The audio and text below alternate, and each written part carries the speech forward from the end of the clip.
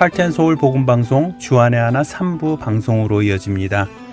주안의 하나 3부에는 현대문화 속에서 숨겨진 거짓을 찾아내고 성경에 근거한 진리를 찾아나가는 선악과 전쟁과 성경 속 단어들의 의미를 정리하는 오늘의 성경 단어, 성경의 인물들과 사건을 만나는 바이블 드라마, 그리고 고전 설교를 소개해드리는 성도들에게가 준비되어 있습니다.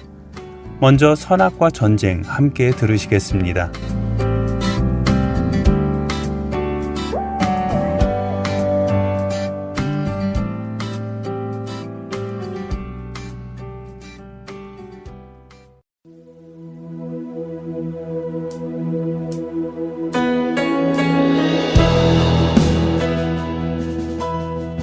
여러분 안녕하세요. 선악과 전쟁 진행의 강승규입니다.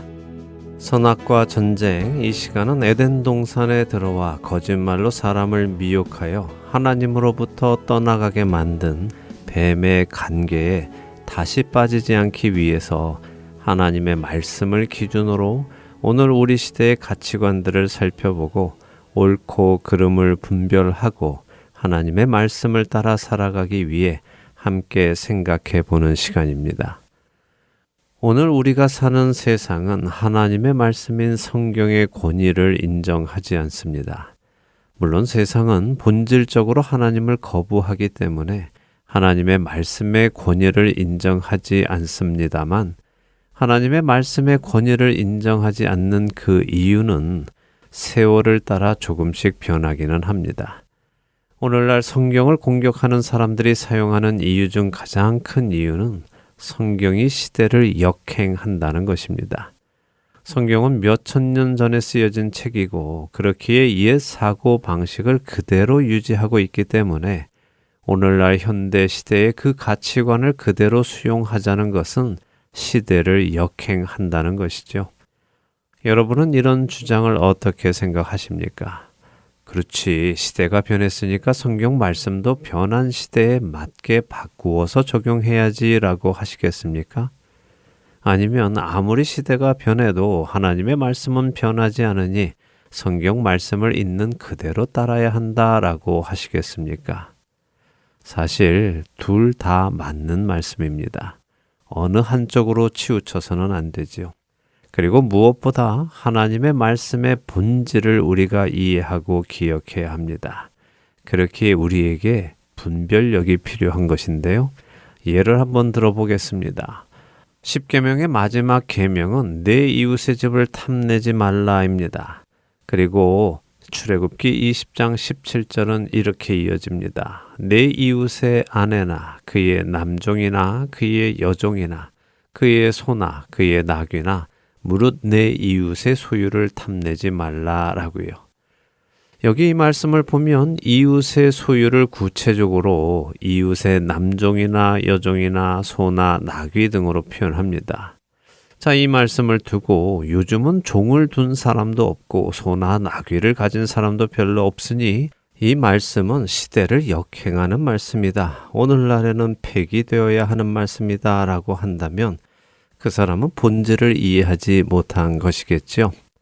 그런데 반대로 요즘 아무리 종을 둔 사람도 없고 소나 나귀를 가진 사람이 없다고 해도 세상 어딘가에는 여전히 종을 둔 사람이나 소나 나귀를 가진 사람이 있으니 그 사람들은 이 말씀을 지켜야 한다라고 하는 것 역시 본질을 이해하지 못한 것입니다. 자, 이 말씀의 본질은 무엇입니까? 남종이나 여종, 소나 나귀가 아니라 이웃의 것입니다.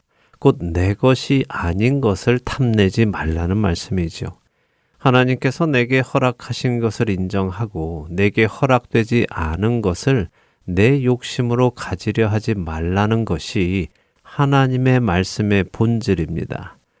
우리는 하나님의 말씀을 읽어 나갈 때 바로 이 본질적인 의미를 생각하며 그 말씀의 의미를 파악해 나가야 하는 것입니다. 자, 그럼 오늘 우리 시대에 하나님의 말씀이 시대를 역행하는 것이라고 말하는 사람들의 주장 한 가지를 생각해 보겠습니다. 그리고 여러분들은 이 말씀의 본질이 무엇인지 한번 생각해 보시기 바랍니다. 창세기 2장 18절의 말씀입니다. 여호와 하나님이 이르시되 사람이 혼자 사는 것이 좋지 아니하니 내가 그를 위하여 돕는 배필을 지으리라 하시니라. 하나님께서는 아담을 지으시고 그가 혼자 사는 것이 좋지 아니하니 그를 위해 돕는 배필을 짓겠다고 하셨습니다. 그리고는 아담의 갈비의 뼈와 살을 가지고 그의 배필인 하와를 지으셨지요. 배필이라는 말을 국어 사전에서 찾아보면 단순히 부부로서의 짝이라고 나옵니다. 그리고 배필이라는 한자를 살펴보면 짝배자의 짝필로 구성되어 있습니다. 그래서 의미를 살펴보면 서로에게 맞도록 짝 지어진 상대라고 해석할 수 있습니다. 그래서 많은 여성들이 이 구절을 읽을 때 기분이 나빠진다고 하십니다. 여성을 또 아내를 단순히 남편을 돕는 보조적인 역할로 격화시킨다고 말입니다. 이제는 여성 평등 시대이고 더 나아가서 여성 상위 시대가 되었다고까지 말을 합니다. 여성도 남성과 동등하게 일을 할 수 있고 동등한 대우를 받아야 한다고 말하지요. 그러면서 성경의 이 구절은 옛날에나 통용되는 말이라고 주장합니다. 여러분은 어떻게 생각하십니까? 세상의 그러한 주장에 동의하십니까? 혹시 여러분 중에 반대로 아무리 세상이 변했어도 하나님께서 하와를 아담을 돕는 존재로 지으셨으니 여성은 다른 일 하지 말고 남성을 내조하는 역할만 감당해야 한다라고 말씀하실 분이 계십니까? 말씀드린 것처럼 양쪽 모두 타당한 이유들이 있습니다. 그렇지만 두 주장 모두는 본질을 생각하고 있지 못합니다. 그래서 우리가 성경의 말씀, 하나님의 말씀을 공부해야 하는 것입니다. 하나님께서 아담을 위해 하와를 지으신 이유가 먼저 무엇인지 다시 한번 생각해 보시기 바랍니다. 하나님은 사람이 혼자 사는 것이 좋지 아니하다라고 하셨습니다. 이것이 무슨 말씀일까요? 분명 창세기 1장에서 하나님께서 천지를 창조하실 때에 보시기에 좋았더라라고 하셨는데 말입니다. 그래서 우리는 이 말씀의 의미를 생각해 보아야 하는 것입니다. 하나님께서 사람이 혼자 사는 것이 좋지 않다라고 하실 때 그 의미는 사람이 하나님께서 맡기신 일을 혼자서는 행할 수 없다라는 말씀입니다. 그럼 하나님께서 사람에게 맡기신 일은 무엇입니까? 그것은 창세기 1장 28절의 말씀입니다. 곧 생육하고 번성하여 땅에 충만하는 것, 땅을 정복하고 모든 생물을 다스리는 것, 그 일을 혼자서는 할 수 없다는 말씀입니다. 그래서 하나님께서 그 일을 할 수 있는 배필을 만드시겠다고 하시죠. 그렇다면 하나님은 처음부터 사람을 둘로 만드시지 왜 아담을 먼저 만드시고 사람이 혼자 사는 것이 좋지 않다고 하시며 돕는 배필을 만드신 것일까요? 동물을 지으실 때는 그렇지 않으셨는데 왜 사람에게만 그렇게 하신 것일까요? 그것은 그 과정 속에서 우리에게 분명하게 전하려 하는 하나님의 뜻이 있기 때문이 아니겠습니까? 그렇다면 그 뜻은 무엇이겠습니까? 그것은 사람이 생육하고 번성하는 것, 다시 말해 임신을 하고 자녀를 낳고 그들로 생명을 얻게 하는 것은 자연 현상이 아니라 하나님의 분명하신 목적이 있다는 것을 말씀하시려는 것입니다. 동물들은 자연적으로 생육하고 번성하도록 만드셨지만 사람은 그 동물과는 달리 하나님께서 맡기시는 일이 있고 그 일을 감당하기 위해서는 혼자의 힘이 아니라 배필의 힘이 있어야만 함을 말씀하시려는 것입니다. 그런데 이 사실을 깨닫지 못하기에 남성이나 여성 모두가 이 배필의 역할을 가볍게 보는 것입니다. 그리고 바로 그것이 세상이 주는 거짓된 정보인 것입니다. 돕는 배필은 단순히 남편이 무슨 일을 하는 데에 힘이 들기 때문에 곁에서 그 힘을 덜어주는 조력자라는 의미가 아닙니다. 돕는이라는 말의 히브리어는 에제르라는 말로 이 도움이 없이는 그 일을 이룰 수 없음을 표현할 때 사용하는 단어입니다. 특별히 이 에제르는 하나님께서 우리를 도우실 때에 사용하는 단어입니다. 하나님의 도움 없이 우리에게 생명이 있을 수 있습니까? 없지요. 하나님은 우리가 살아가는 데에 필요한 도움을 조금 제공해 주시는 분이 아니라 우리가 살아가는 데에 필요한 모든 것을 공급하시는 분이십니다. 그분의 도움이 없이는 우리는 아무것도 할 수 없습니다. 돕는 배필의 역할 역시 마찬가지입니다. 하와 없이 아담은 생육하고 번성할 수 없습니다. 그런데 하나님께서 하와를 따로 흙을 가지고 만드시지 않고 아담의 살과 뼈를 떼어 만드신 이유는 무엇일까요? 그것은 둘이 서로 다른 존재가 아니라 하나라는 것을 알려주시는 것입니다. 하나인데 둘로 나누신 것입니다. 그래서 남편과 아내는 본질적으로 하나입니다. 둘이 한 마음으로 함께 하나님께서 맡기신 일을 감당하는 것, 그것이 하나님께서 부부를 만들어 주신 이유이지요. 자, 이제 돕는 배필을 주신 본질적인 의미를 정리해 보도록 하겠습니다. 만일 오늘 드린 말씀을 들으시고 결국 남성과 여성은 결혼해서 아이를 낳으라고 하시는구나 라고만 이해하신다면 그것은 본질을 놓치는 것입니다. 돕는 배필을 주신 본질적인 의미는 무엇입니까? 그것은 하나님께서 주신 사명을 완수하는 것에 있습니다. 돕는 배필은 남편의 보조자가 아니라 하나님께서 맡기신 사명을 함께 감당하도록 세워주신 언약의 동역자입니다. 누가 더 높고 더 낮고의 위치적인 관계가 아니라 한 곳을 바라보며 함께 하나님께서 주신 사명을 감당해 나가는 동역자인 것입니다. 생육하고 번성하는 것은 그것의 하나의 예일 뿐입니다. 이웃의 종과 나귀와 소를 탐하지 말라라고 하신 것이 하나의 예인 것처럼 말입니다. 본질은 남의 것을 탐하지 말고 자신에게 주어진 것이 하나님께서 허락하신 것임을 신뢰하며 만족하라는 것인 것처럼 아내가 남편의 돕는 배필인 것이 아이만 낳아주라고 하신 것이 아니라 하나님께서 각 사람에게 맡기신 사명을 서로 도우며 이루어 나가라는 것이 본질인 것입니다. 그러니 아내가 남편의 돕는 배필이다라고 말하는 것은 시대를 역행하는 것이 아닌 것입니다. 세상은 돕는 배필이라는 표현이 마치 남성이 더 우월하고 여성이 더 하등한 것처럼 설명하지만 그것은 하나님의 말씀과 그 하나님의 말씀의 의도를 왜곡한 거짓말인 것입니다. 뱀의 말에 미혹되지 않으시기를 바랍니다. 이제 여러분들은 이 돕는 배필을 어떻게 받아들이시겠습니까?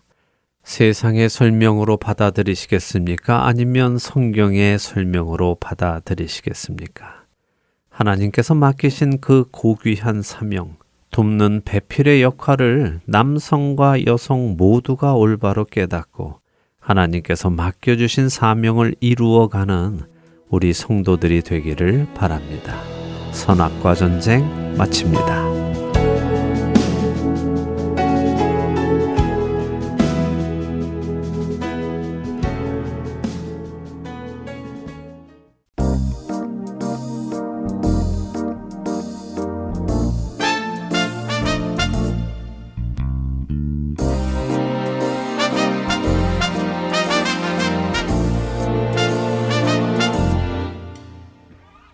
사철의 봄바람 불어 있고 하나님 아버지 모셨으니 믿음의 반석도 든든하다. 우리 집 즐거운 고마워라 임마누엘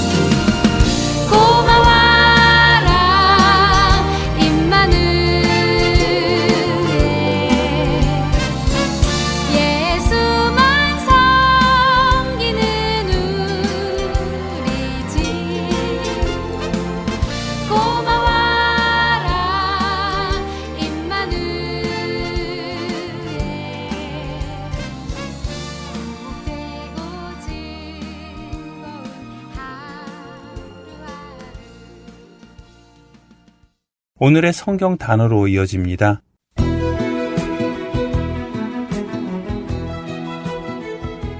오늘의 성경 단어, 기름 부음. 성경에 나오는 기름 부음이라는 표현은 히브리어 마사흐라는 말로 기름을 바르다 혹은 기름으로 문지르다 하는 의미입니다. 성경에는 기름 붓는 행위, 즉 기름을 바르는 행위를 하는 이유가 몇 가지로 설명되어 있는데요. 먼저는 치료의 목적입니다. 기름은 통증을 진정시키기도 하고 상처가 빨리 낫도록 해줍니다. 이사야서 1장 6절이나 에스겔서 16장 9절 등의 상처에 기름을 바르는 표현들이 등장하죠.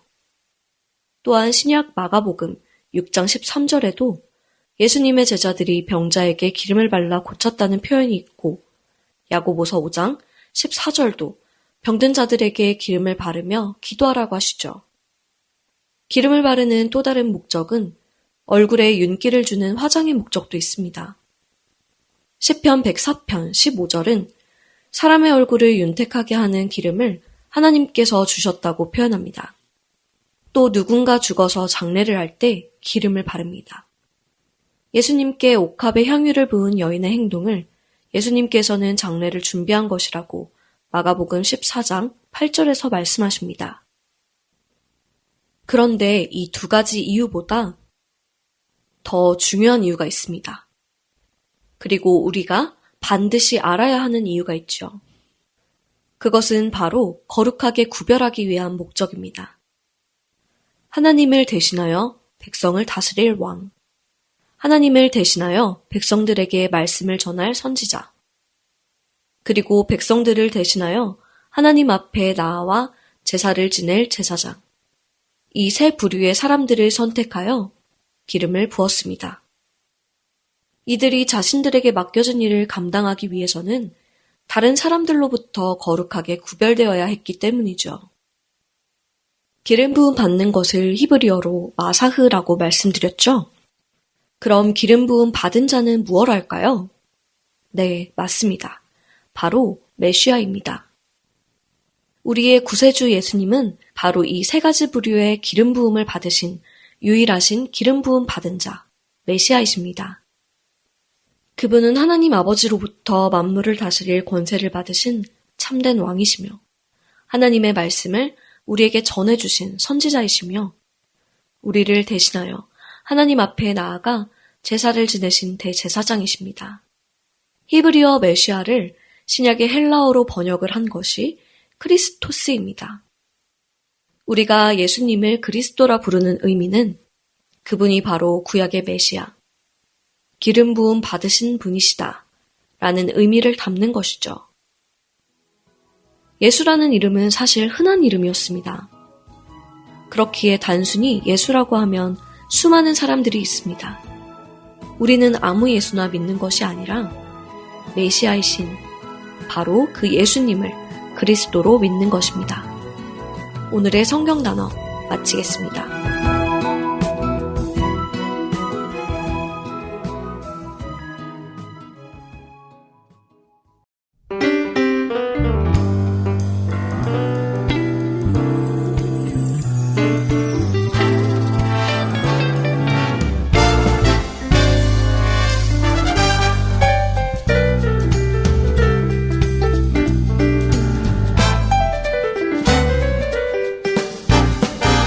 예수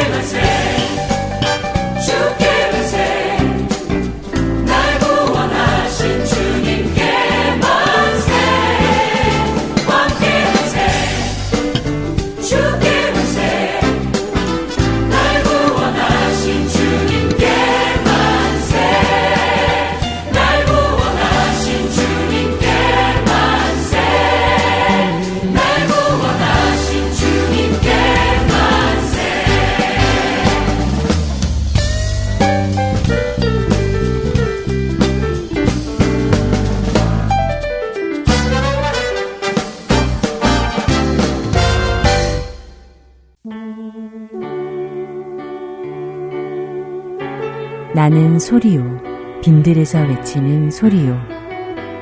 주의 길을 곧게 하라고 광야에서 외치는 자의 소리. 할텐서울 복음선교회에서는 복음 사역에 함께 동참하실 분을 찾습니다. 봉사로, 기도로, 후원으로 예수님을 전하고 생명을 구하는 일에 동참하실 분들은 전화번호 602-866-8999로 연락 주시기 바랍니다. 나는 소리요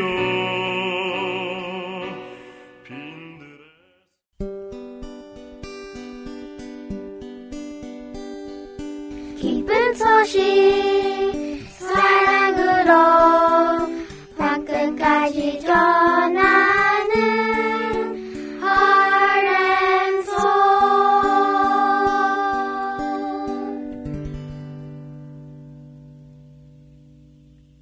계속해서 성경 속의 인물들과 사건을 만나는 바이블 드라마로 이어집니다.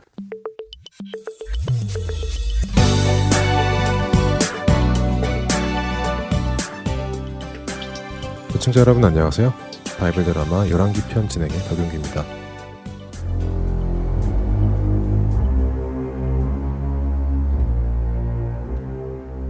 북이스라엘을 멸망시켰던 아수르 왕국. 그들은 남유다도 멸망시키겠다며 예루살렘으로 쳐들어왔습니다. 그리고는 사신을 통해 남유다를 협박하는 편지를 보냈습니다. 여호와 하나님이 너희를 지켜줄 것이라는 헛된 소망을 버리고 순순히 항복하라는 편지였지요. 이 편지를 받고 남유다의 백성들은 물론 하나님을 열심히 섬기던 히스기야 왕까지도 두려워졌습니다. 히스기야 왕은 자신의 신하를 보내 이사야 선지자를 모셔오라고 요청합니다. 그리고는 아수르의 왕이 보낸 그 협박 편지를 가지고 하나님의 성전으로 들어가지요.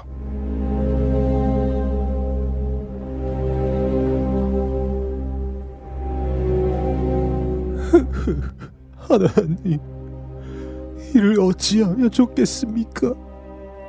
하나님은 천사들을 위해 군림하시며 세상 만물을 다스리시는 하나님이 아니십니까? 모든 것을 창조하신 창조주가 아니십니까? 여호와 하나님, 이제 눈을 뜨시고 저희 유다를 돌아보소서. 하나님의 택하신 이 백성이 당한 어려움을 외면하지 마시옵소서. 아수르의 사네립 왕이 여호와 하나님을 모욕하고 하나님의 백성인 우리를 모욕합니다. 하나님, 부디 저 아수르가 믿는 신이 아니라 오직 천지를 만드신 여호와 하나님께서만이 참된 신이신 것을 우리 백성은 물론 세상 모두에게 알게 하옵소서. 우리를 사네립의 손에서 구원하소서.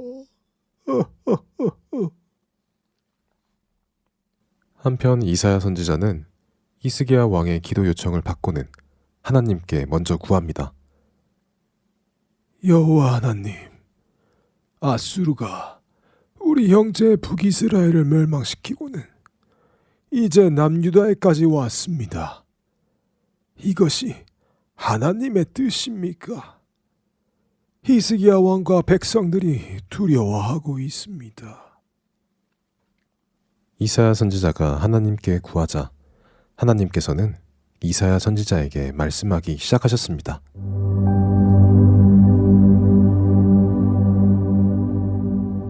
이사야야, 너는 히스기야에게 가서 내가 그의 기도를 들었다고 전하도록 하라. 그리고 아수르의 왕을 향해 내가 이렇게 말했다고 전해주거라. 아수르 왕아, 내가 누구이길래 나의 백성을 멸시하고 비웃으며 내가 누구이길래 나를 향해 비방을 멈추지 않는 것이냐. 내가 너의 힘을 믿고 나의 백성을 공격하겠다고 하지만 너는 나의 허락 없이는 나의 백성에게 아무것도 할 수 없느니라. 오히려 내가 갈고리를 내 코에 끼고 재갈을 내 입에 물려 너를 오던 길로 끌어 돌이킬 것이니라. 내가 나와 나의 종 다윗을 위하여 이 성을 보호하고 구원할 것이니라. 라고 전하도록 해라. 네, 하나님. 그대로 전하겠나이다. 이사야 선지자는 급히 사람을 보내 하나님의 말씀을 히스기야 왕에게 전했습니다. 히스기야 왕은 하나님의 응답을 듣고는 마음에 평강을 찾습니다. 그리고 그날 밤 놀라운 일이 일어나죠.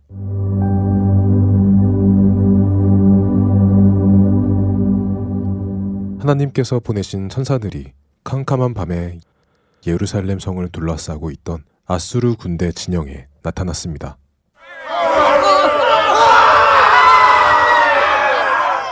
그리고 아침이 되었습니다. 히스기야 왕은 성벽에 올라 아수르 군대를 바라보았습니다. 놀랍게도 아수르의 군대 중 18만 5천 명이나 되는 군인들이 죽은 시신이 되어 있었습니다.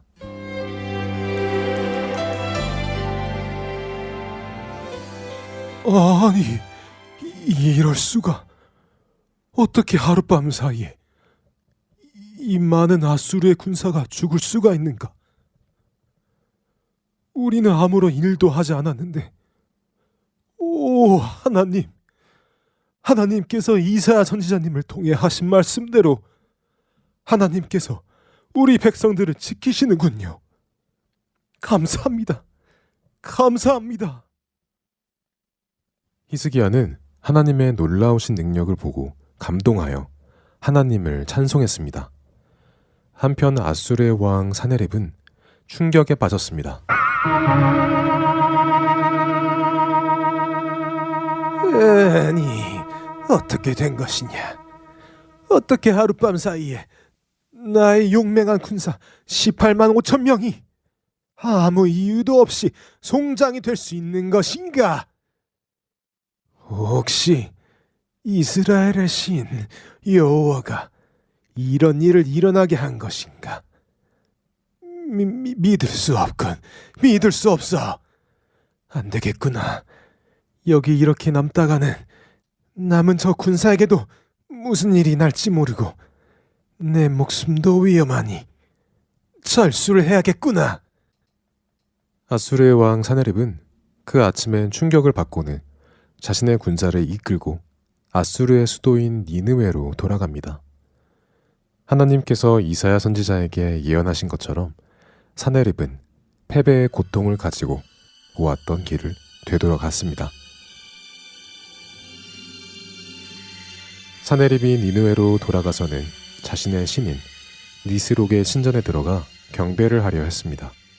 아니, 니스록 신이시여, 도대체 어떻게 된 것입니까? 어찌하여 니스록님의 능력이 나를 지켜주지 못하고 저 하찮은 이스라엘의 여호와 신에게 패하게 하신 것입니까? 예. 바로 그 순간이었습니다. 사네립의 두 아들인 아드람 멜렉과 사레셀이 자신들의 아버지이자 아수르의 왕인 사네립을 찾아왔지요. 바이블 드라마 11기 편, 다음 시간에 뵙겠습니다. 안녕히 계세요.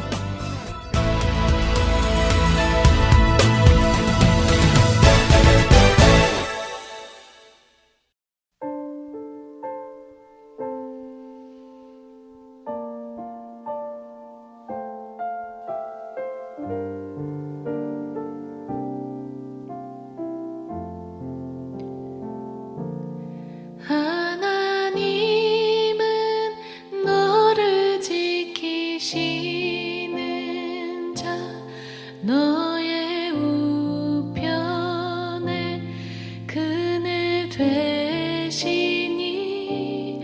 낮의 해와 밤의 달도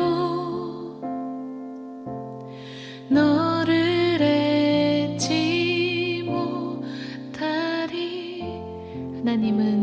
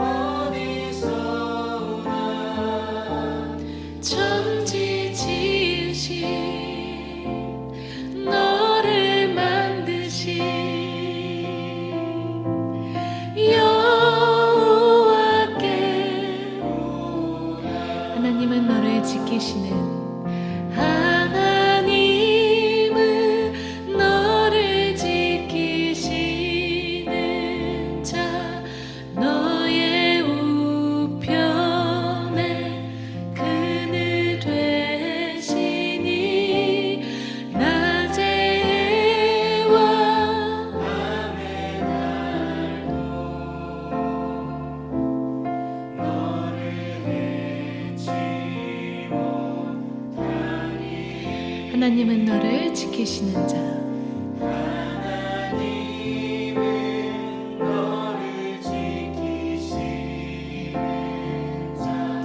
너의 환난을 명쾌하시니 그가 너를 지키시리라. 너의 주님을 지키시리라. 눈을 들어 산을 보아라. 너의 도움 어디서 오나. 천지 지으신 너를 만드신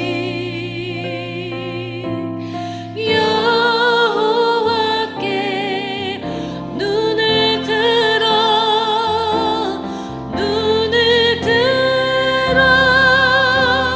산을 보아라. 너의 도움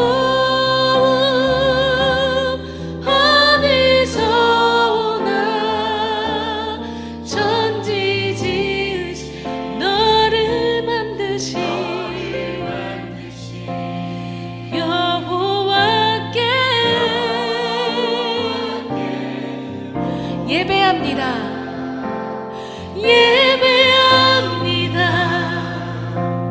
찬양합니다. 주님만 날 다스리소서. 예배합니다. 찬양합니다. 주님 홀로 높임 받으소서.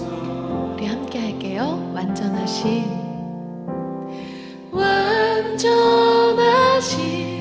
나의 주. 의의 길로 나 인도하소서. 행하신 모든 일 주님의 영광 다 경배합니다.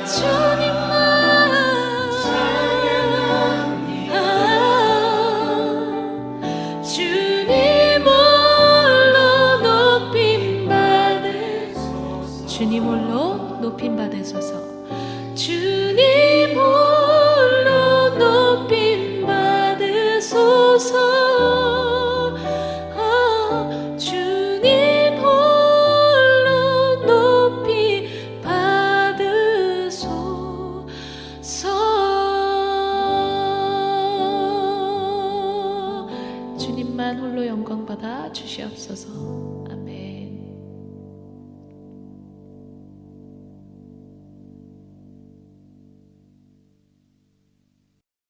고전 설교를 듣는 시간입니다. 성도들에게 보내드립니다.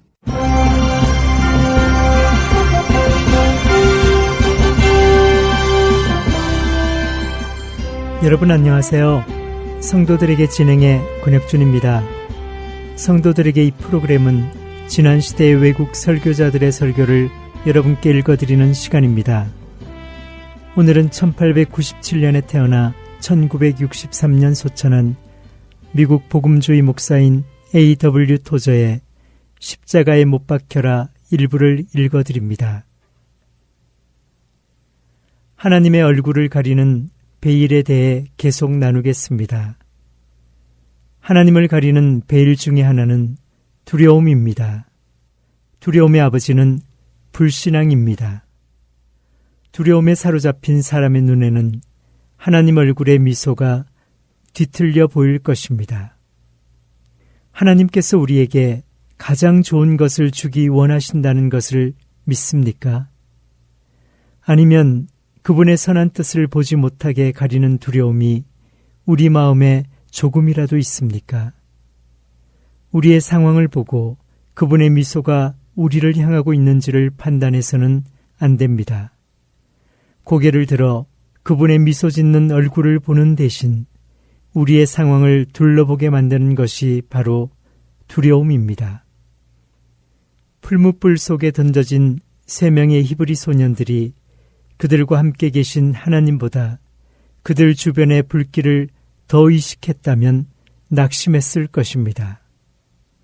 그러나 그들은 불길 뒤에 있는 그분의 얼굴을 보았고 그분과 그분의 은혜에 대한 생각으로 가득 차 있었습니다.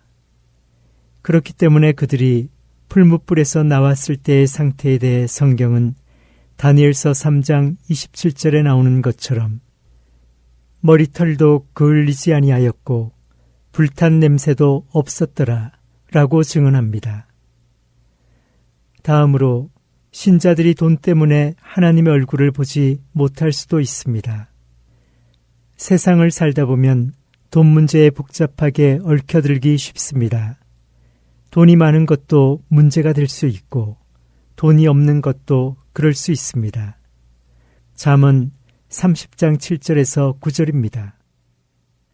내가 2가지 일을 주께 구하여 싸우니 내가 죽기 전에 내게 거절하지 마시옵소서. 곧 헛된 것과 거짓말을 내게서 멀리 하옵시며 나를 가난하게도 마옵시고 부하게도 마옵시고 오직 필요한 양식으로 나를 먹이시옵소서. 혹 내가 배불러서 하나님을 모른다 여호와가 누구냐 할까 하오며 혹 내가 가난하여 도둑질하고 내 하나님의 이름을 욕되게 할까 두려워함이니이다. 우리가 얼마나 많은 돈을 갖고 있는가 하는 것이 문제가 아니라 돈에 얼마나 많이 사로잡혀 있는가 하는 것이 문제입니다. 우리의 경우 대개는 적은 돈 때문에도 하나님의 미소 짓는 얼굴을 보지 못합니다. 조그마한 동전이라도 우리의 눈을 가려 그분을 보지 못하게 할 수 있습니다. 사회적 지위 역시 우리가 내려놓기에는 너무 힘든 것입니다. 대개 우리는 지위에서 자신의 정체성을 찾습니다. 그리고 지위는 교회와 지역사회 안에서 영향력의 크기를 결정짓습니다. 반드시 고액 연봉을 받거나 중요한 지위가 아니라 할지라도 우리와 하나님 사이를 가로막을 수 있습니다. 심지어 자원봉사자의 지위도 문제를 일으킬 수 있습니다. 하나님께 인정받는 것보다 세상의 지위로 인정받으려고 할 때 문제가 시작되기 때문입니다. 즉, 사람들의 인정이 그분의 인정을 왜곡시킬 수 있습니다.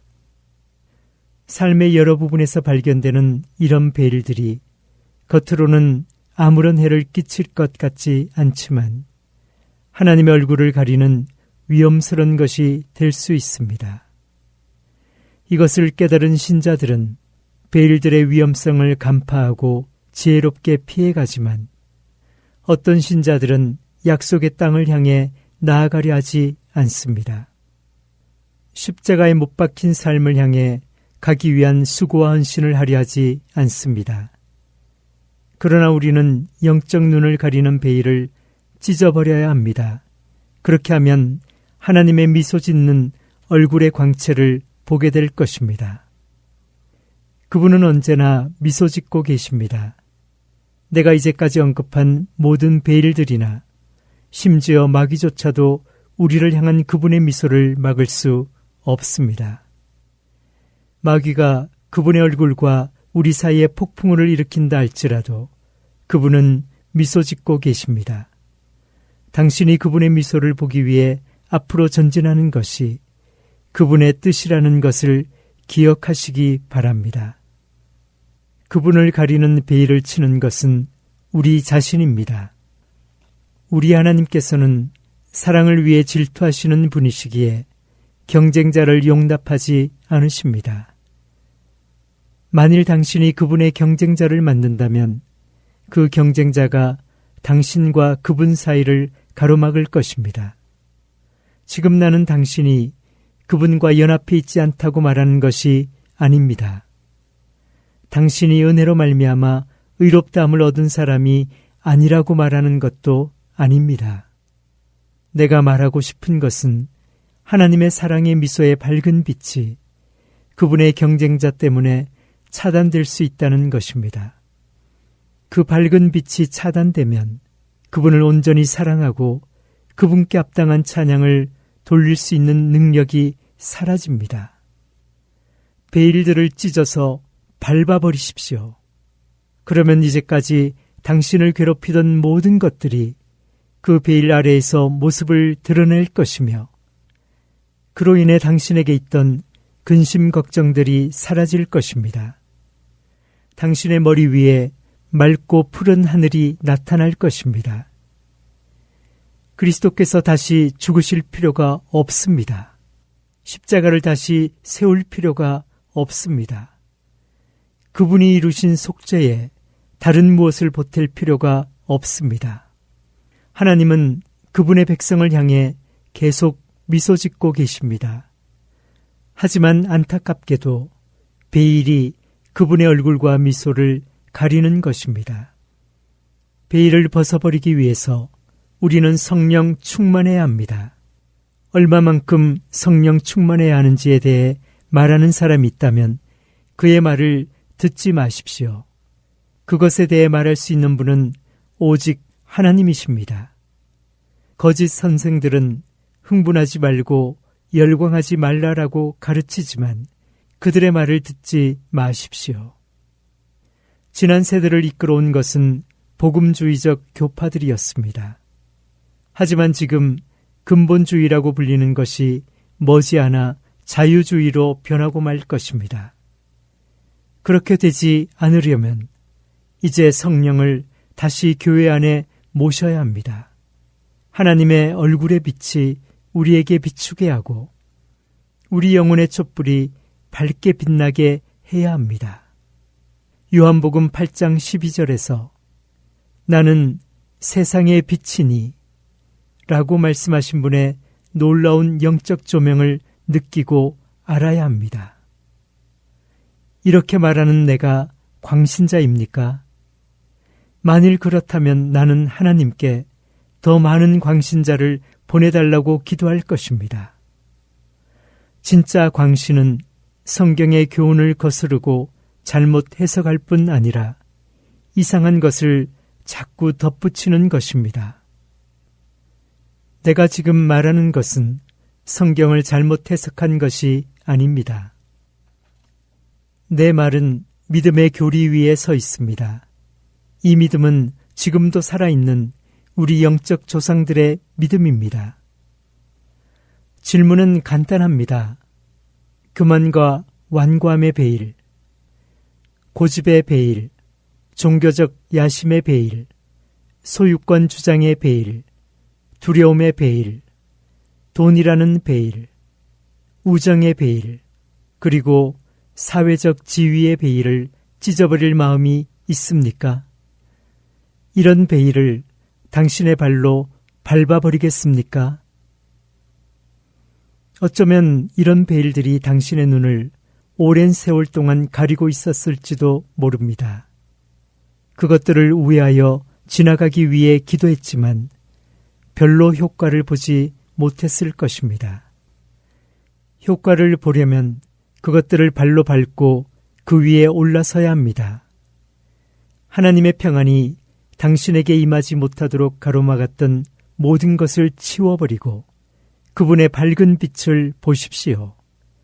그런 다음 긴장을 푸십시오. 당신이 할 것은 더 이상 없습니다.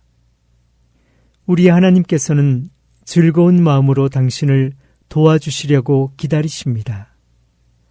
당신을 돕는 것이 그분의 뜻입니다. 사실 그분은 당신을 도와주시기를 아주 간절히 원하십니다. 낙심의 어두운 그림자가 당신을 덮어버리도록 가만히 있지 마십시오. 이제부터는 당신과 하나님 사이의 베일을 찢어버리고 영원한 그분의 미소에 밝은 빛 안에서 뒹구십시오. 하나님의 백성이 그들의 베일을 발로 밟아버리기 전에는 영적 해결이란 없습니다. 성도들에게 마칩니다.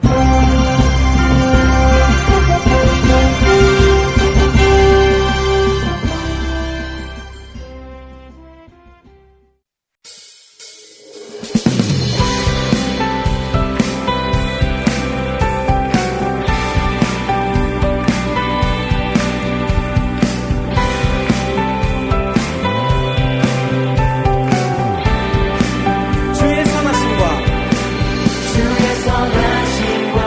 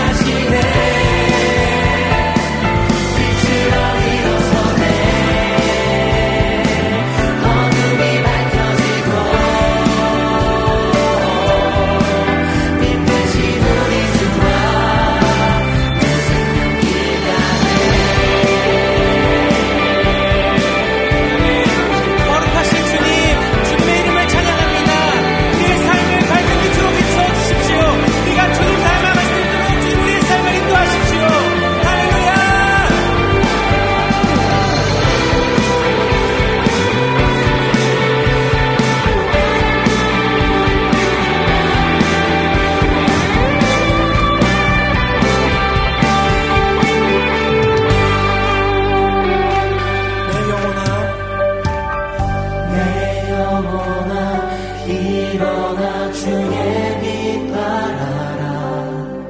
주의 영광이 우리 위에 임하였네. 내 영혼아 일어나 주의 빛 발하라. 주의 영광이 우리 위에 임하였네. 내 영혼아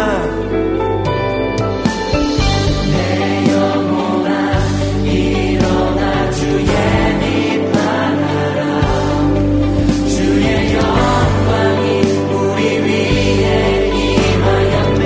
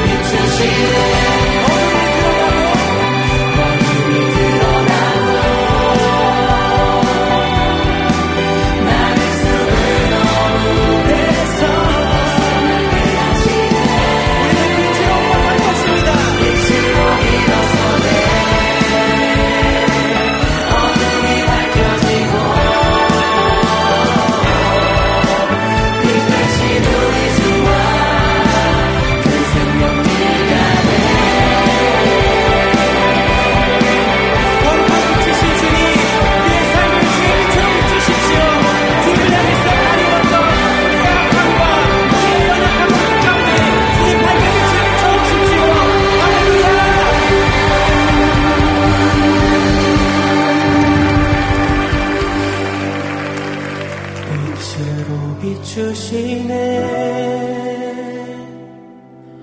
어둠이 드러나고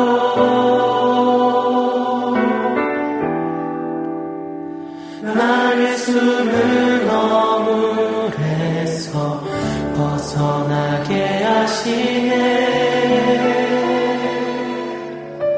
빛으로 일어서네. 어둠이 밝혀지고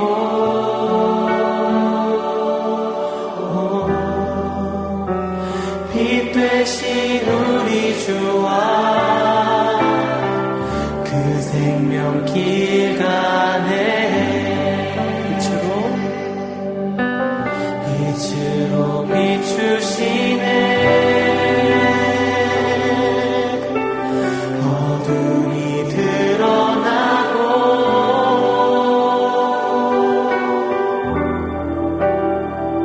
나를 숨은 어물에서 벗어나게 하시네. 빛으로 일어서네. 어둠이 밝혀지고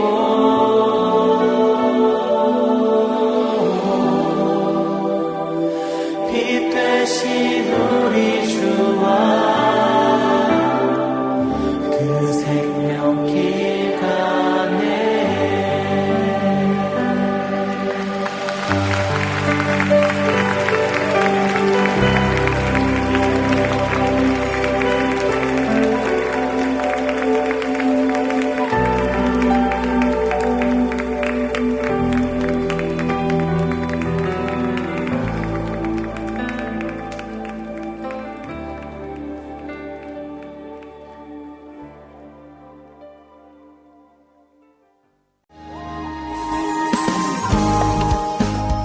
지금까지 주안의 하나 3부 함께 해주셔서 감사드립니다.